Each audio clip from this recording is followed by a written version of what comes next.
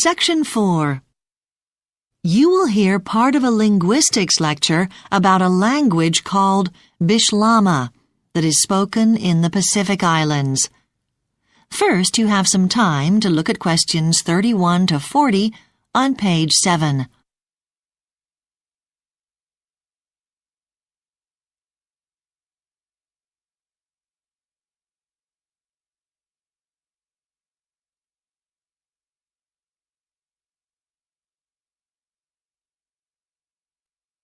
Now listen carefully and answer questions 31 to 40. Good morning and welcome back to this series of linguistics lectures. Today, I will be talking about the language Bislama, which is a form of Pidgin English. Linguists use the term pidgin to describe new languages that are created by combining two or more existing languages, often in a simplified form. The study of pidgin languages is important because it provides us with information about language change and modification. The pidgin English known as Bislama is used in the South Pacific nation of Vanuatu, a group of islands where 81 first languages are still regularly used by the local people. There are a further 17 local languages that are in danger of dying out and 8 that have been identified as extinct. This gives a total of 106 first languages in all, a very high number for a small country with a population of just 200,000 people. Then thinking about foreign languages, English is the most important and has official status largely because it is the medium for all education purposes. However, it is Bislama that is the most widely spoken language in the country, used regularly by more than 90% of the population. We should note here that in earlier times some people had negative feelings towards the language. In fact, for many years it was commonly referred to as a broken language and its use was discouraged. But attitudes have changed dramatically and today the people of Vanuatu are very proud of this unique language. It is only when we understand the historical context that we can comprehend just why Bislama developed in Vanuatu. The first form of Pidgin English in this region can be traced to around 1800, when foreign traders arrived and local people were recruited to work as sailors. On board multilingual ships, there was an obvious need for a common tongue and Pidgin English was born.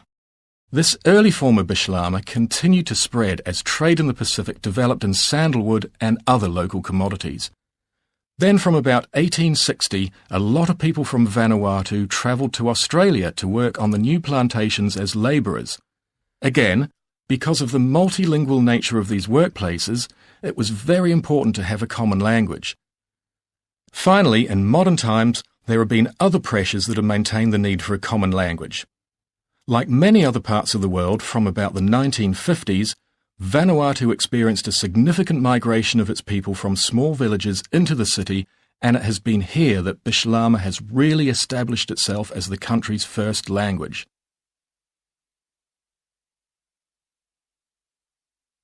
So then, how can we describe the language itself? In general terms, Pidgin languages can be defined as extremely simple versions of the original language.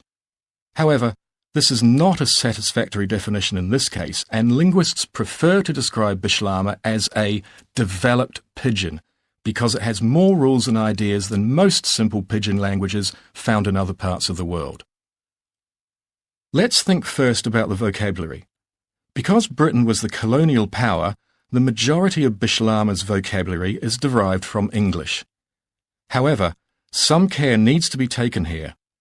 For example, the word from in Bislama can also mean because of, so we need to be aware that words can have a wider range of meanings in Bislama.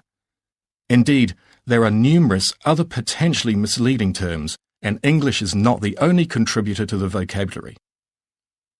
Again, because of the region's history, there are some words, around 5 to 10%, that are derived from French. Then, a relatively small number of words have been taken from local Pacific languages. Usually this is the case where there is no English equivalent for naturally occurring phenomena or to describe some aspect of the culture that is unique to the country. Finally, a word about grammar.